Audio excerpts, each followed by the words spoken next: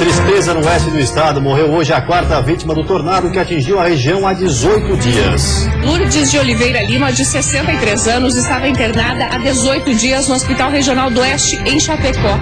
Mas devido à gravidade nos ferimentos, ela não resistiu e morreu. Preocupação no Planalto Serrano. Agricultores pauras, os javalis que estão aparecendo em número cada vez maior. Referência nacional na geração de emprego. Pesquisa do IBGE mostra que Santa Catarina tem a menor taxa de desocupação do país. O destaque fica por conta da indústria. Os salários pagos no estado também estão acima da média. E ainda no clássico estadual pela Copa do Brasil, deu Avaí na ressacada. Agora o Figueirense precisa vencer por 2 gols de diferença para avançar na competição. Já para o Leão da Ilha, basta um empate. No outro jogo, a Chapecoense garantiu uma boa vitória em casa contra o Sport Recife. O Antidade desta quinta-feira já está no ar.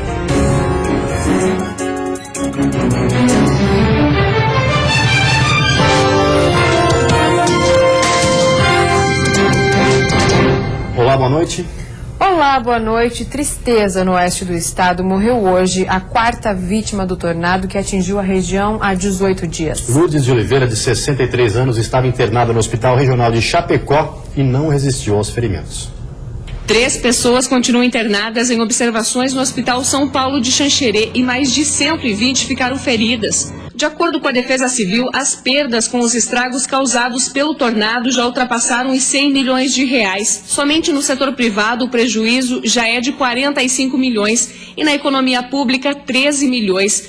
2.188 casas foram atingidas. 252 famílias tiveram perda total de seus imóveis. Em Ponte Serrada, foram 24 casas destruídas e 550 pessoas permanecem desabrigadas. O número de óbitos subiu para 4. A última vítima faleceu na manhã de hoje. Lourdes de Oliveira Lima, de 63 anos, estava internada há 18 dias no Hospital Regional do Oeste, em Chapecó. Mas devido à gravidade nos ferimentos, ela não resistiu e morreu.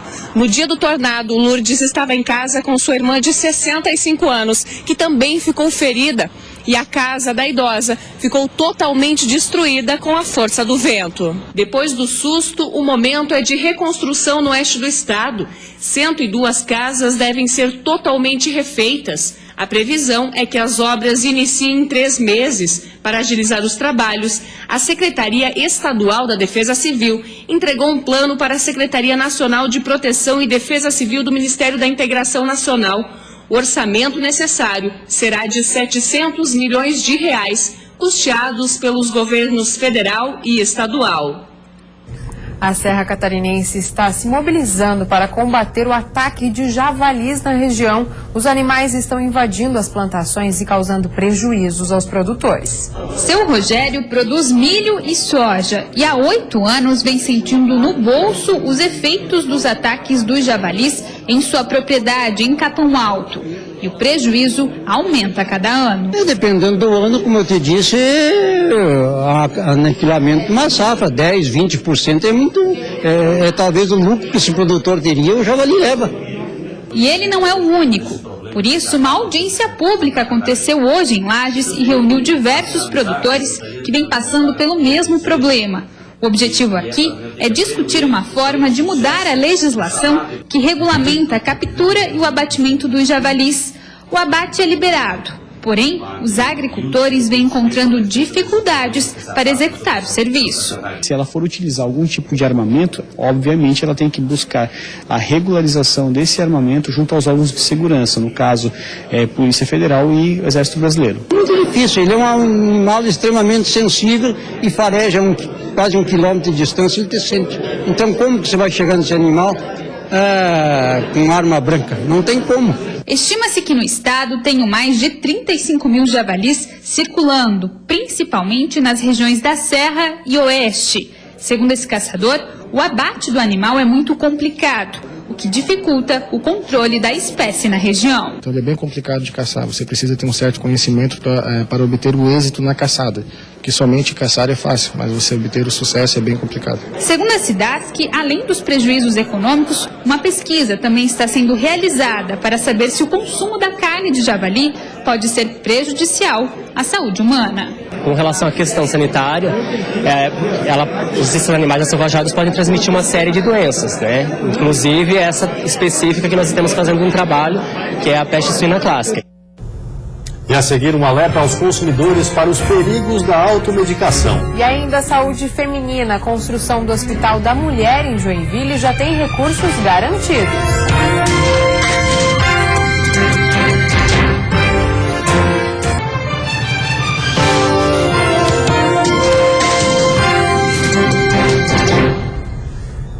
O ovo é um dos alimentos mais populares do mundo, mas o Brasil está bem abaixo da média do consumo registrado em outros países.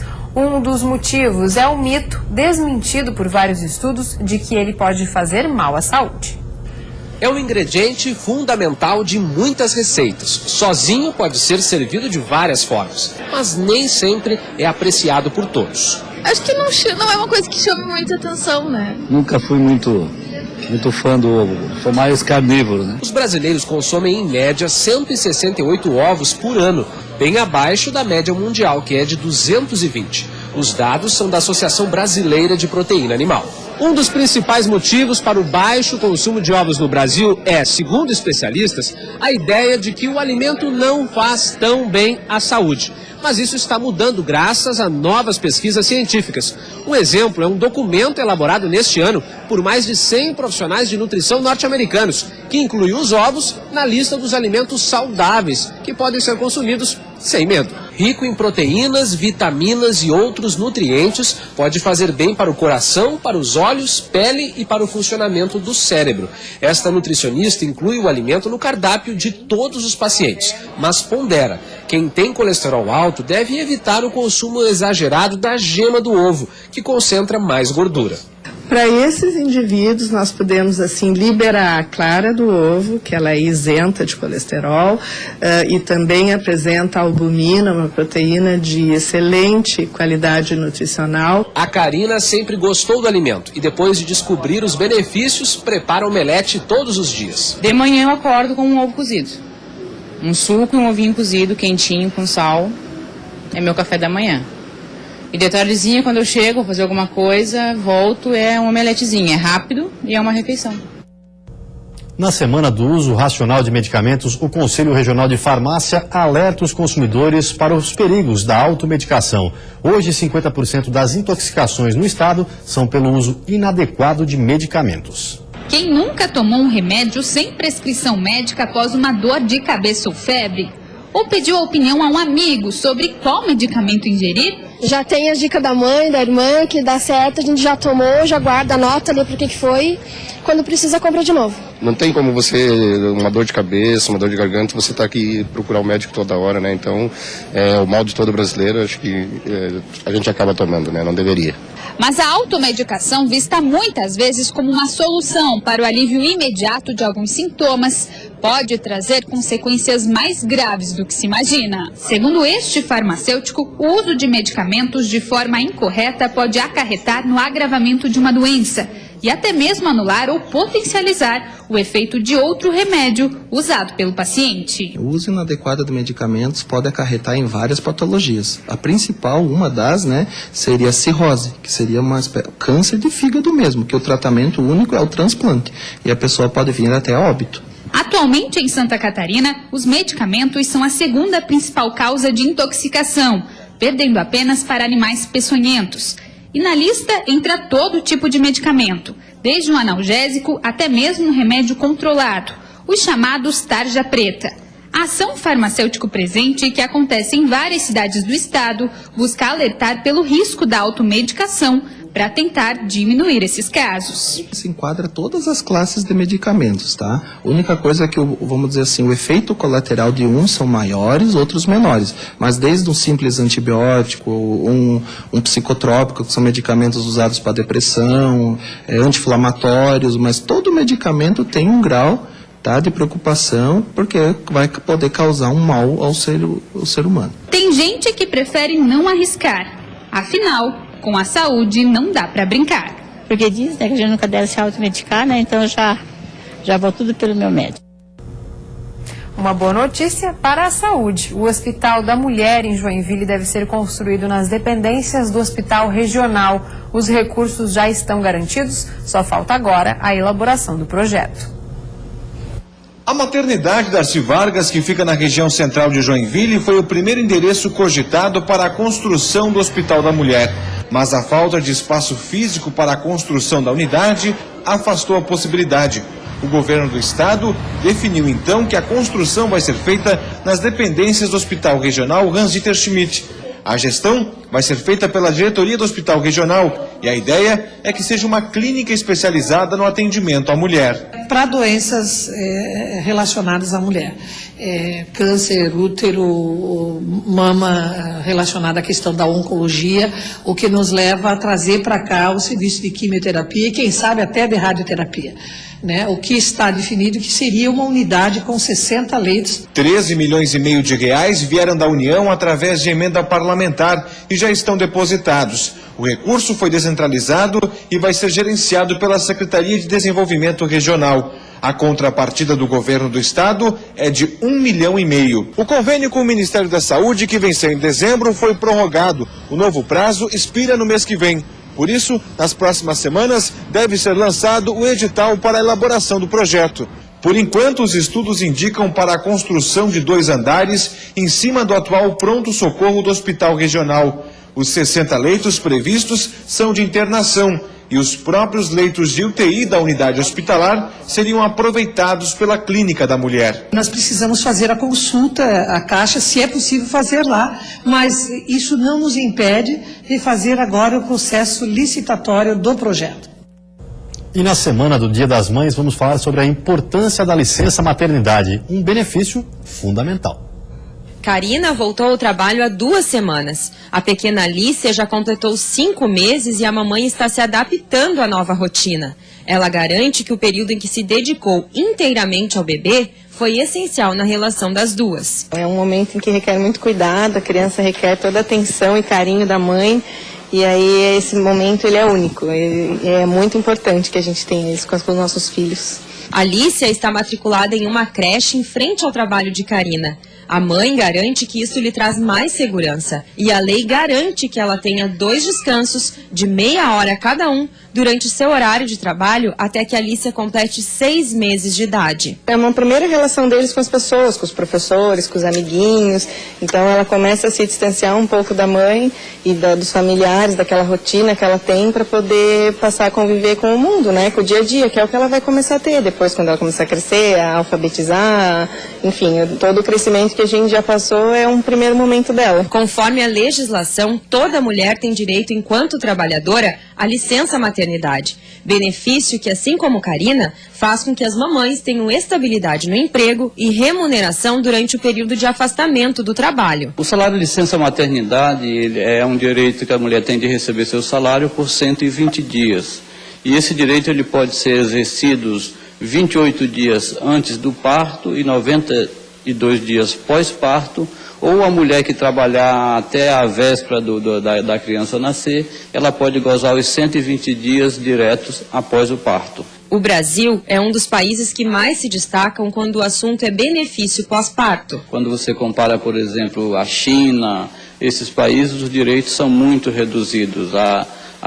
As empresas sequer na China elas bancam esse direito das trabalhadoras. Elas tiram licença de até 90 dias, mas sem remuneração, de muitas nações até ditas mais desenvolvidas no mundo. E as empresas não sofrem prejuízos com a licença maternidade. Os salários da empregada afastada são pagos pelo empregador e descontados por ele dos recolhimentos habituais devidos à Previdência Social.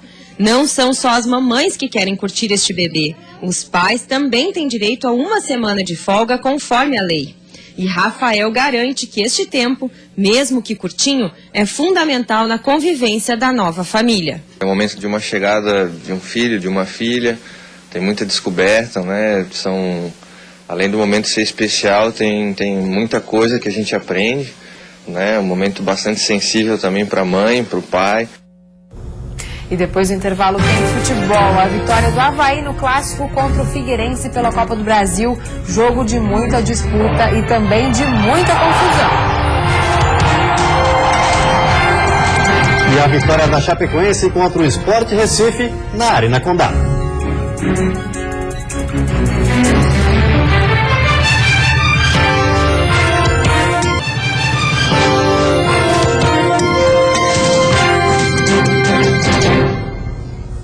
Agora o futebol deu Avaí no jogo de ida pela Copa do Brasil. E como o clássico é clássico, teve de tudo na ressacada, principalmente jogadas violentas e confusão. Com menos de 5 minutos já teve pegada mais forte e confusão. Mais alguns minutos, mais uma pancada e outra confusão. Dessa vez, ainda mais quente.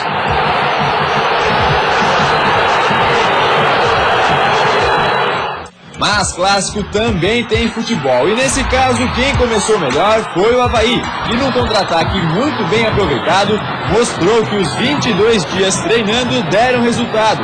E com Anderson Lopes, abriu o placar e fez a ressacada explodir.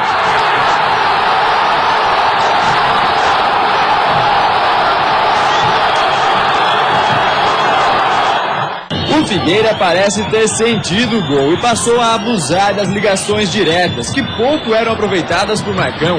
Enquanto isso, o clima esquentava ainda mais e começava o show de cartões amarelos. Primeiro Fabinho e em seguida Thiago Heleno.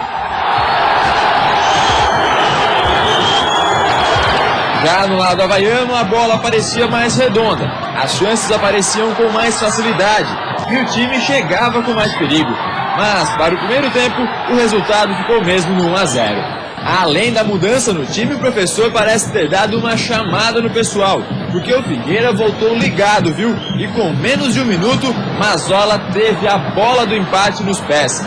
Só que do outro lado, Wagner estava inspirado.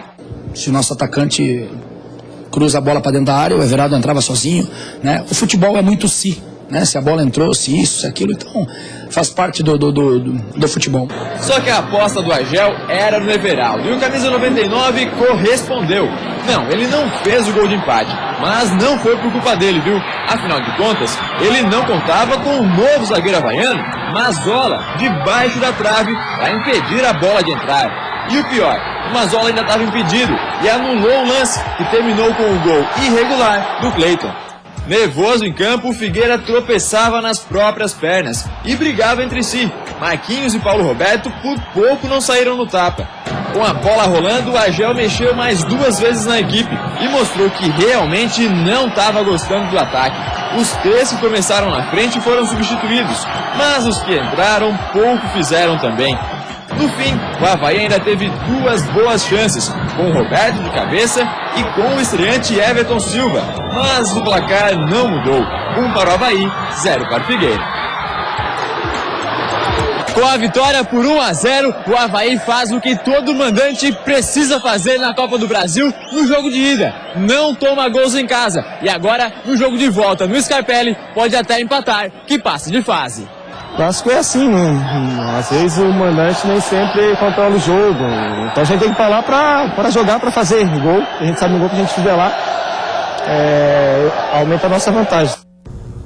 E a Chapecoense, jogando na Arena Condá, venceu o Sport Recife por 2-0 e leva uma boa vantagem para o jogo de volta. Denner tentou pela esquerda neste cruzamento rasteiro, mas a bola foi fácil para as mãos do goleiro. Bruno Rangel por pouco não abriu o placar. Na segunda etapa, Camilo tentou nesta cobrança de falta. Os visitantes chegaram com perigo, mas sem chance de uma boa finalização. Após o vacilo do Sport na saída de bola, Johan abriu o placar para os donos da casa. Não demorou muito e em um passe de Bruno Rangel, Maranhão fez o segundo para a Chape. O Sport tentou reagir, mas Danilo afastou o perigo.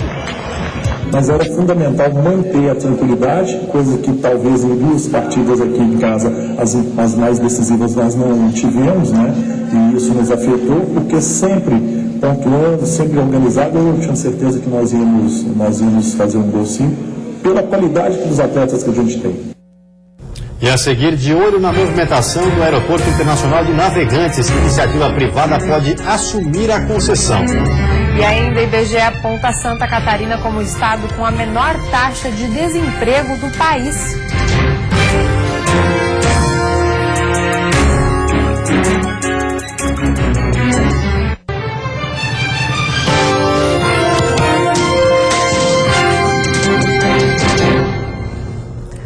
Aeroporto de Navegantes poderá ser entregue à iniciativa privada. A informação foi dada pelo ministro-chefe da Secretaria de Aviação Civil.